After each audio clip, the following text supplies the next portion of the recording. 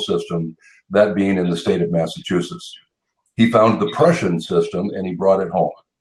That was designed to cover grades 1 through grade 8, a standard first grade curriculum, a standard second grade curriculum, and so forth through grade 8, covering things like a little bit of math and a little bit of reading, a little bit of writing, and a little bit of civics, a little bit of American history, essentially as a way of exposing people to what we thought of then as American culture, a one-size-fits-all system, which in the 1840s or 50s or 60s was probably good enough because kids were not expected to go to all 8 grades. In fact, in most cases, they might come for a year or 2 or 3, or they might leave for a month or 2 in the course of the year to go home and work on the farm or work at home or do something else for their family. But the idea of everybody becoming a high-level thinker and or learner was not built into the design of schools. Guess what? We do the same thing now. Now we have Common Core state standards that define the first grade curriculum and the first grade expectations, Common Core standards all the way through the 12 grades. And essentially we have a system built on the exact same architecture, the exact same model as we did back in the late 1840s. So Bob, you're saying we haven't made any progress in over 200, close to 200 years. Well, I can't prove that, but I can prove that going back to the early 1970s, when we started to collect data, and we have consistent data using the NAEP, the National Assessment of Educational Progress. Going back to the early 70s, 1971 was the first year we tested reading. 1973 was the first year we tested math. I'll ask the esteemed panel, have we made any significant progress at 4th, 8th, or 12th grade since the early 1970s? With all the jillions of dollars we've spent on school reform, do we have any improved outcomes? And the answer would be no. As a matter of fact, the answer is no. Yeah. And someone said that at the pace we're quote unquote improving, that minority students would catch up in about 150 years. Well, I'll make the situation worse. Back in the early 1970s or back in the 1840s, it was less important than it is today to be a really good learner. Now, by the time we were in the 1970s, a lot of people were starting to think about learning as being really important. But now, in the 21st century, in the information and technology age, most of us recognize that you'd better be a good learner. Even after high school, you'd better continue to learn. Even after college, you'd better continue to learn, or you're going to get left behind. Things are changing, information is changing, jobs are changing. If you don't become someone who is a good learner, who likes to learn, wants to learn, is intrinsically motivated to learn, you're going to get left behind. And I want to go to Dr. Hollman on this. And if you've missed the introduction, again, Dr. Barbara Hollman has a terminal degree in education leadership. She's an ordained minister and currently the president of Fortis Institute in Birmingham, Alabama. She's led 7 colleges as president. And I think she has a real powerful perspective, because I want to ask her this question. Dr. Hollman, you're a leader in the field of career education. What are the most important skills that students need to succeed in the marketplace? What are the skills you are seeking to inculcate within your students? What are those most important skills? You know, I appreciate that question, Brian, because inside every degree that they choose, we're going to teach them those hard skills. Depending on what they choose that they want to do, to pick a career that's going to go with that they can see themselves doing for the rest of their lives, they're going to learn those hard skills. But before all of that, you really have to go to teaching the whole student. You have to teach that accountability side. You have to teach the soft skills. A lot of the students they're young, they're coming from a system that did not prepare them, and so they're lacking in soft skills. They're lacking in overcoming obstacles. They're lacking in really developing their wisdom, what's in it for them, and keeping the focus. That gives them the staying power. They're lacking in, I believe, the spiritual concept of something bigger than them and why they're here for that purpose. So what we try to do, besides put students in a field or a program, what we try to do is say, look, this is a well-rounded, this is a person that we need to give a well-rounded experience to. And so we want to give all of that. And I believe that goes along with what Bob has said that's lacking, it adds in and kind of penetrates what was lacking, and so they can learn, so they can get ahead. But unless we address those things that were left behind, they're not going to be any kind of a different learner at this age. That's a powerful answer, Dr. Hollman. And what you're saying is that, look, it's great to think about being an engineer. It's great to think about all these job-oriented fields. But what you're saying is what students need from us, or in the system that we're trying to construct, is they need to be imparted with soft skills, the skills of basically living skills, right? Focus, overcoming obstacles, those intangibles that textbooks really can't teach. Is that what you're saying? I definitely am saying that. You could even take it even more basic. You can take it to respect. You can take it to listening skills. You can take it to just showing up on time. You can take it to dressing and professional dress. You can take it to all of that. It could go down to the very basic fundamentals, depending on what that student has missed. But the fact is, I believe an educator or educational leader has got to be clear enough to identify those things, and then be approachable enough in a comfortable environment to bring that forth to the students so they can rise up to that. And when they do that and they feel good and they look good and they know that they start believing in themselves, the other stuff is going to come. They're going to open themselves to learning and again, become their own think tank. Let me add some support to what Barbara is saying. Here are some things that are not included in the Common Core state standards, therefore not emphasized in the kind of a test prep oriented curriculum that most schools have these days. Very little attention is given to oral language skills, speaking and listening, development of vocabulary. Very little or no attention is given to self-regulation skills, becoming calm, focused, persistent, delaying gratification, adjusting your emotional and physical state to meet the situation. Very little attention is being given to social emotional skill development. All of the social emotional intelligence and those interpersonal skills that are based on that, the foundation for all emotional intelligence. Very little attention is given to problem solving. Almost no attention in most schools is given to coding, something that I would want young children to be learning in this day and age. Very little attention is given to collaboration, and no attention at all is given to the building of resilience and character. Are these things I want for my kids? I'll say yes. Well, let me ask you a hard question then, because this question is begging to be asked. You both mentioned the need for soft skills, right? And I'll stop you there. Hold on. Let me pause on that, Brian. What makes those soft skills? Why are we calling those soft skills? I guess that's just what we've come to call them. Give us a better name for them. Oh, I'd say these are some of the most important skills in life. What's a better predictor of success in school and success in life than self-regulation? Can you name one thing from the research that predicts better than self-regulation? The answer is no. Not IQ, not SAT, not ACT, not any other test you put in front of a kid. Self-regulation is a better predictor. That doesn't make it a soft skill in my book, because soft sounds like less important. Well, I hear you, but I think we would all agree these are really important skills. Susan, are you there back with us? Because I want to include you in this.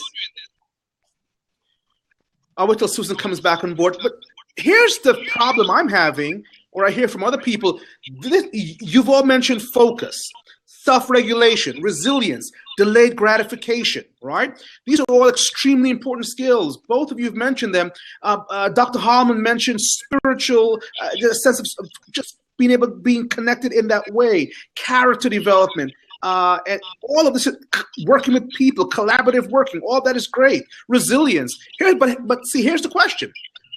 Can schools really teach those things, or are they the province and the purview of the home and family?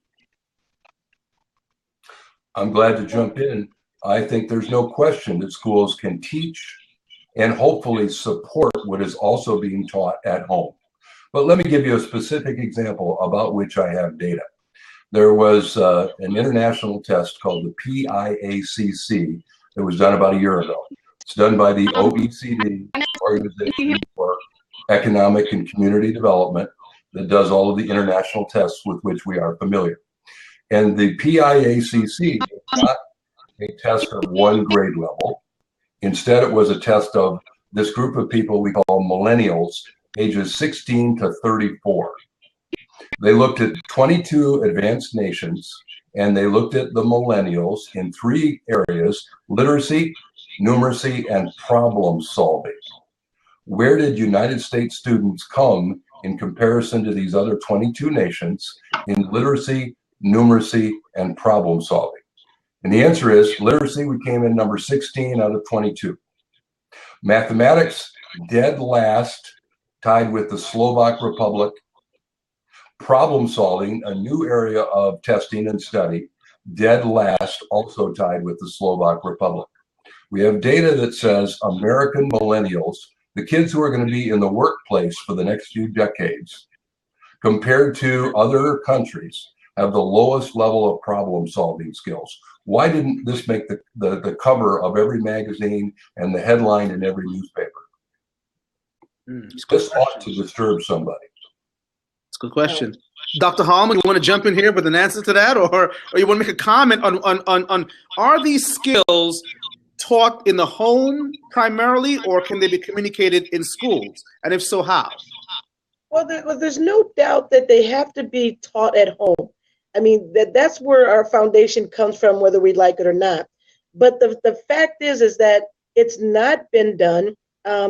It may not be done. And so the schools, once they accept that student, needs to do the best they can to bring that in. One of the things we've done on a college level that I think is a good example that we took from the high school circle is the PTA meeting. That PTA meeting, having parents come in, and believe me, college students need parents in as well. But we've taken that to invite the parents in to do the counseling, but we also do a workshop with the parents. We actually pull them away and we give them a workshop that we give our students. So and our approach is that we want you to know that this is what we're going over with students. We're doing these character assessments. We're doing some of the soft skills. And believe me, I love that Bob wants to redefine it. I think that's awesome. So thank you. Bob's a revolutionary. I guess you don't know Bob. But there's got to be a collaboration between the home and the school. And I believe that the school has the responsibility to coordinate that the best they can. The fact is that there's a handoff.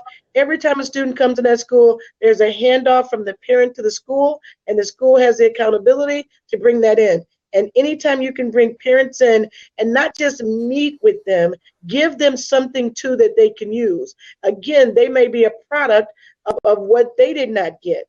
So we need to make sure we just try to help educate everyone in that household that could come to us. And that will empower that entire family. And boy, when the parent is reinforced and has their mind and their belief in education and they want it more than anything, that student is going to succeed more. No doubt about it. I'll give you an amen to that, Pastor. That is an amen. Amen. Because what she's saying is that there needs to be a collaboration between the home and the school, and the school reinforcing the values of the home, and of course, vice versa. We have a question from one of our listeners, if I may call him that, and he said, I guess, Bob, you can deal with this question. Are other countries, the students in other countries, better learners because they're bilingual? Does that have anything to do with literacy skills or their abilities? Some of the best brain scientists, neurologists, and especially child developmental neurologists that I know would say that learning 2 languages actually does stimulate brain growth and development in some ways that can be very helpful. Be that as it may, I think there are lots of ways to stimulate brain growth and development, and a second language is just one of those ways. Okay, thank you. Wow. Well, Susan, I can barely hear you. I know you want to jump in here. Can you hear me now? Yes, we can. Susan, talk to us. We've missed you. Okay. I'm sorry. In terms of the soft skills, I really agree. But I think we have to keep in mind the home and environment as well. When a child is hungry, has experienced acute average childhood experiences, trauma, toxic stress. These are some of the new areas that are being looked at with social and emotional learning. If a child is worried about where their next bite of food is coming from, they're worried about, am I going to get shot today? Is anybody home? Am I going to experience violence? It's a lot harder to have perseverance towards long-term goals. And I think as we, grit and perseverance, those are all wonderful things. I couldn't agree more. But I think if we don't look at the environment the child's growing up in, the communities, the access to jobs, the access to healthy food, healthcare, all of those things are impacting child development to the point where they're looking at the, I don't know if listeners have heard of the phrase toxic stress. This has just come out in about the last 6 months through Harvard, looking at the cumulative brain damage that's being impacted on kids through acute trauma, stress, and neglect. Wow. So Susan, you're saying, all this is great, but we've got to deal with the economic issues. We've got to deal with the environment in the home. We have to deal with urban environments or perhaps even rural environments where the economic issues impact the home so severely that it really handicaps the process of learning. Is that is that a good summary of what you're saying? I think so. I guess the bottom line is that the child does not exist in a vacuum. The school exists within the community exists within the larger society, within the larger economy. We have to look at how all of these things are connected. If we bring a child into school and they're having problems with self-regulation, do we say, okay, what's going on? Is the child hungry? What else is happening? What kind of experiences have they had? Have they had much stability? Or do we say, well, there's something wrong with you because you can't regulate your behavior, off you go to special education, your family's a problem, your culture's a problem. In a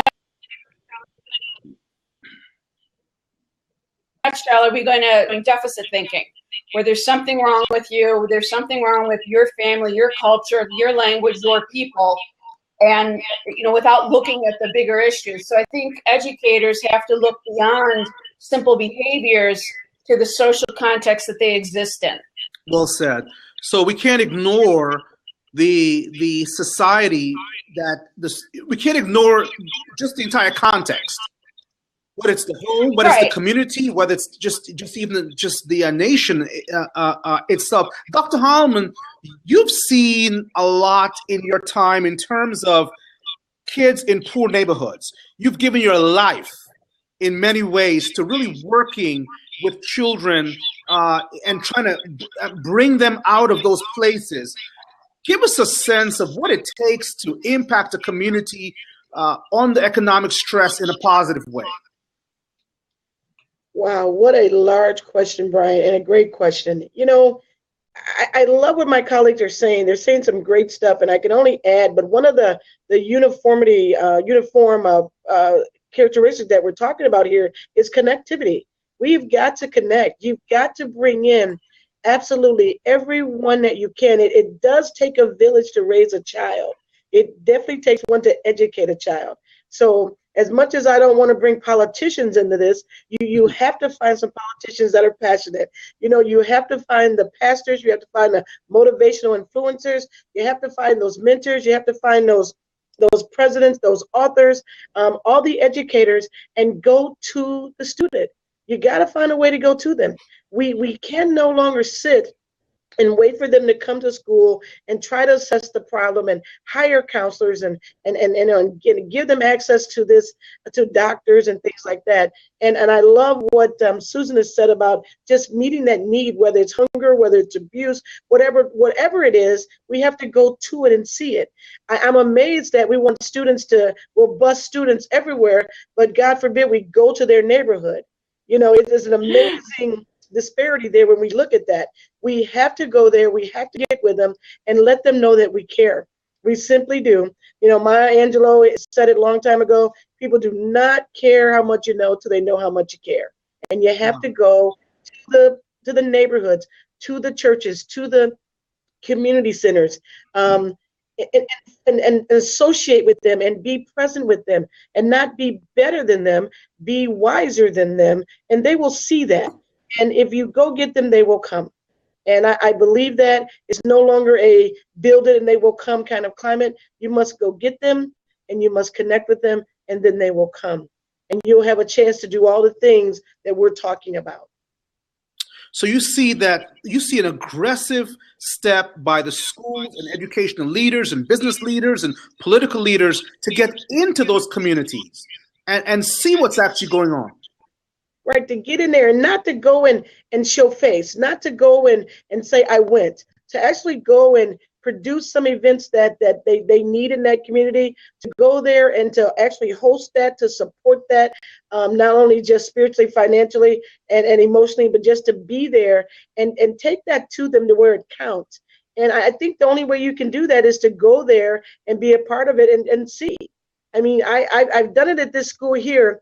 I found out, I've just come into Birmingham, I've been at this school 3 years, and I found out that there was one zip code that I had 300 of my students coming from. And I moved into town and had not been to that zip code. So I went, and I went there and I stayed there. I ate a meal at a place, went to the library that was there, walked around a grocery store that was there, came back for an event that was there, got to know someone there, didn't hand out any cards yet, just went in and sat down, went into a small diner and met some guys who had lived in that community forever, telling me stories about what it's gone and the changes it's come from, telling me about their grandkids. And all of a sudden, I know my students more just by connecting with their community. And once I told my students, hey, I was over there just last week, when are you there? Were you at this event? What can we do to bring an event that will make a difference in your community? What can your college do for you? It's going to make an impact and not just showing up. Barbara, that really brings me to the next issue, and that is because you just did something that was outstanding. You're not only preaching this stuff, you're actually living it. And I want to ask each of the guests here, and once again, if you're joining us late, we have Susan Santone. She's the Executive Director of Creative Change Educational Solutions, which is a Michigan-based organization that helps schools across the country transform their curriculum. She's also an adjunct instructor in teacher education at Eastern Michigan University. And I've got Dr. Barbara Hollman, who I just reintroduced, and Bob Sorensen, who is a best-selling author and international consultant. His latest book, which I love the title, Over-Tested and Underprepared, using competency-based learning to transform our schools. So I just think it's just wonderful that you're all here. I want to ask you all now, Dr. Hollman just said Barbara said she actually went into the neighborhood, she ate with people, she sat down with them, she got to know her students. Well, it brings me to our last question, and is what are some of the more innovative and exciting solutions and strategies that you've been introducing to schools and students throughout your career? So, start wherever you are. Tell us on your short list the most memorable things you've done and solutions and strategies that you're seeing really taking effect and having some kind of impact on our system. Let me give you my short list, but before I do, let me say something in support of Barbara, but it's a challenging idea. And that is this. Barbara just talked about one aspect of giving kids what they need based on understanding them better within the context of their community and their life. And I'm going to say that the way our system is constructed right now, it's not set up to do that. Over the last 20, 30 years, we have debated what list of things to cover. To some extent, a few years ago, we thought Common Core state standards was the answer to that. But Texas has their own standards, and now a whole bunch of states are doing their own thing again. What are we going to cover? And then we spent a lot of time debating how are we going to test or assess kids based on this one-size-fits-all curriculum. And then we didn't get anything very good in terms of results with all of that so far. So now we put a lot of emphasis on how we're going to test or evaluate teachers, again, in the delivery of this one-size-fits-all curriculum. Barbara is speaking to recognizing and dealing with individuals' personalized needs, their learning needs. And our system's not set up to do that until we make a shift, and we can, to personalize competency-based learning, building skills that are real skills, not just covering and letting somebody get a 72% and not really understanding a concept and then moving along to another level of instruction. That's the kind of instruction that is just leaving kids behind left and right. And to do what Barbara is describing is a part of a big shift in thinking in our schools, which I would support. By accident, I started doing this a long time ago. In 1975, I was a high school special education teacher up in Petoskey, Michigan. We didn't have any textbooks, we didn't have a curriculum, we didn't have a program. They threw me in there with the advice that I should do the best I can and keep the kids out of the office. Not knowing what else to do, I worked with these kids and tried to figure out then what could they do? Where were they reading? At what level were their math skills? What did they need? Lacking a program or a curriculum to tie me down, I tried to figure out what kids needed and give it to them at their level of readiness. And we made, on average, more than 3 years of progress with each kid in each area of study every single year. After a while, I moved into administration. One of the things that I did as a school administrator in several different positions was to create an early learning success initiative when I was in the Northville Public Schools. By jumping in early with kids and trying to recognize what they needed at their level, we were able to cut the need for special education down to about 5.3% when the state average was about 14.4%. Only by giving kids what they needed at their level before they were eligible for any kind of label or any kind of special help, give them a whole bunch of help in the classroom and or outside of the classroom and or with the parents. And we were able to eliminate the need for a great number of kids to even go into special ed. Oh, by the way, we also raised test scores for every other group of kids, average performing and or high performing in the school. After a while, I founded this thing called the Early Learning Foundation. And now we go into schools and try to systematically, in the preschool through grade 3 years, give kids what they need at their level because we keep track. We actually carefully map the development of proficiency. It is such a no-brainer idea. And when we do it well, we double or triple the rates of proficiency on state tests. So why aren't more people doing it? Because they don't know you. Because they don't know you. That's why they don't know you. So giving kids what they need at their level before the labeling begins, before this whole process begins, getting in there and doing the seed work, doing the work where just before the cement gets poured, That's right. doing just doing the good work. And that's, I say amen to that, brother. Amen. Susan. I think, as you know, my work focuses on curriculum. And I think one of the things that teachers and students have found most exciting is that, we build curriculum and courses around the questions kids really have. How did we get here? Why are things this way? How are they going to be when I grow up? How can I make my community better? What's out there for me? And so when teachers think about their discipline through that lens, there's just incredible possibilities. And really reframing units and courses is sort of unfolding narratives where kids are characters, the community is the setting, and these real world issues are plots. And we put the pen in kids' hands and say, here, let's investigate where's it going to go? How do we want this to end? And kids really dive in. I've seen 7th graders here in Ypsilanti where the free and reduced lunch rate is 80% African American, 25% special education. These kids doubling writing scores by turning the assistant course into an exploration of institutional discrimination and equity.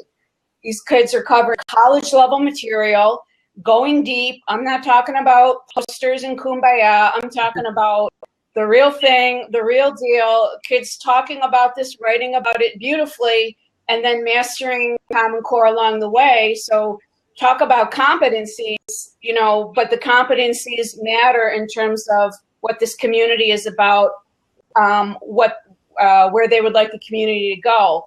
Examples around the country doing amazing things. Kids, I don't know if folks know what a brownfield is. It's basically a polluted, abandoned commercial area. Kids learning all kinds of engineering skills and science and chemistry and toxicology. How do we clean this up? How do we redevelop it and spur economic growth in our community? So the science, all the competencies we want are there, but now they're in context. Now there's a reason. So I think the biggest shift has been helping teachers see the reason for the learning. It's not the test. It's not to check off the standard, but for this bigger meaning, for this bigger outcome, and then the standards and the outcomes support that. So having teachers not think about the standard first, that's kind of radical for folks. What's the problem that needs solved? What's the story that we want? And then the standards will serve that goal. So it turns the whole thing on its head. So Susan, you're really connecting curriculum to community. You're connecting curriculum to the larger things of field and saying, listen, let's learn what's necessary to deal with these issues. Mm-hmm. And I think it brings me to perhaps our final question as we can summarize all of this is maybe what's missing here is a real definition of what education is to begin with. What does it mean to be educated? And each of you are touching on the same things, and I can hear you. There's a commonality in what you're saying. You're coming at it from different perspectives. Dr. Hollman, from the field of career education, Bob with the early learning foundation, Susan with just this concept of transforming curriculum. But you're all touching on the same thing, and perhaps we can deal with this issue with you, Dr. Hollman, starting with you.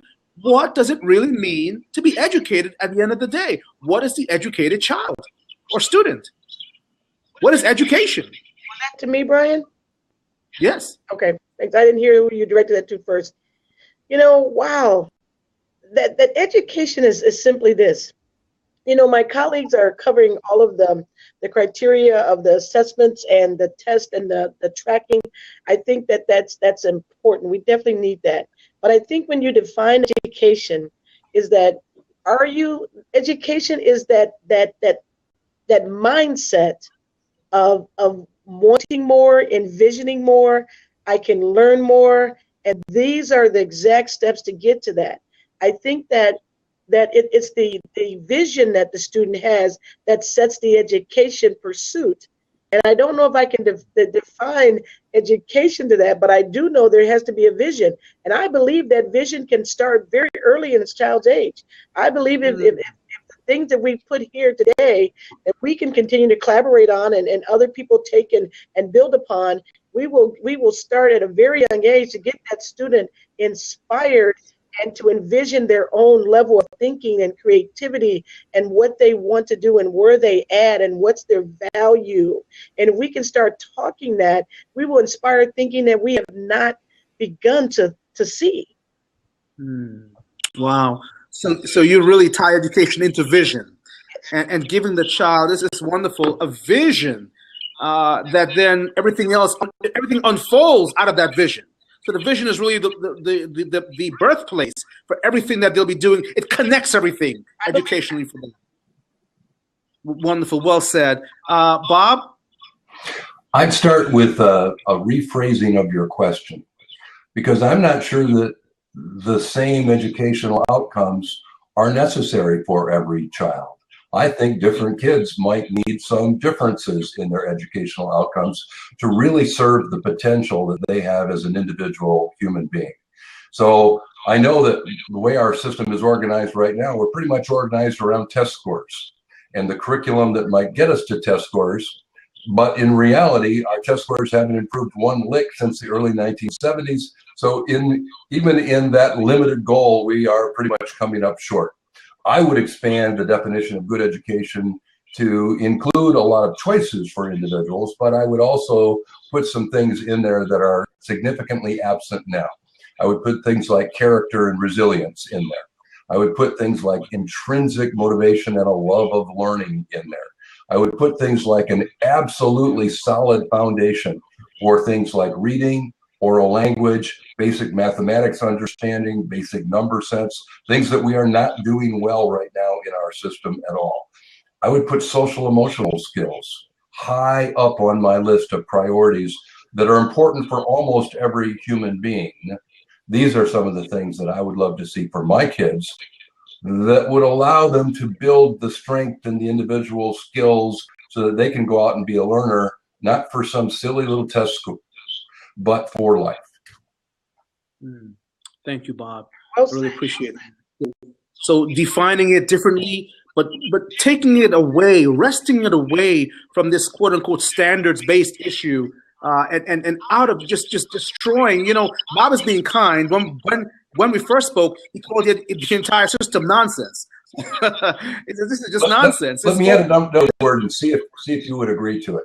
I think that what we're doing right now for a significant majority of kids, and certainly for all poor and or otherwise vulnerable children, is unethical and possibly even criminal. If I am a third grade teacher, fourth grade teacher, fifth grade teacher, and I know that I'm teaching some content that somebody told me I'm supposed to teach, but that half or even more than half of the kids in my class don't truly get it, are struggling, and are learning in their frustration zone. By being in their frustration zone, they're starting to disengage and step away from learning. In fact, what I'm doing is harming children. Is that, in my definition, unethical? Yes. Yeah, let's call it what it is. Susan, take us home. Well, I mean, Bob and Barbara said so many great things. I just, completely agree with. I guess I would encapsulate it as, we use the word whole child a lot, and it can kind of be a cliche, but, we want our kids to be caring people, loving family members, good neighbors, caring citizens. We want them to be well-rounded people. To me, education, at the end of the day, it's about, the kind of citizens we're creating and the kind of world they're going to create together. So it has to span, we help every individual fulfill their human potential so that we can create stronger communities, stronger democracy, stable, healthier, and more sustainable world. Wow. Okay. I mean, that does just encapsulate everything. So you're looking at education as a lifelong pursuit and really eventuating into type of human being that transforms the world for good. Mm-hmm. Yeah. So, and that would be the classic, probably that liberal definition of education anyway. That we're aiming at a certain individual that understands the common good and is good, and the education feeds into that. Well, this is wonderful. Listen, final words. Share anything that's on your mind. Are there any thoughts that you want to share? You guys have said so many powerful things tonight. I'll share one of my favorite quotes, and it comes from Mark Twain.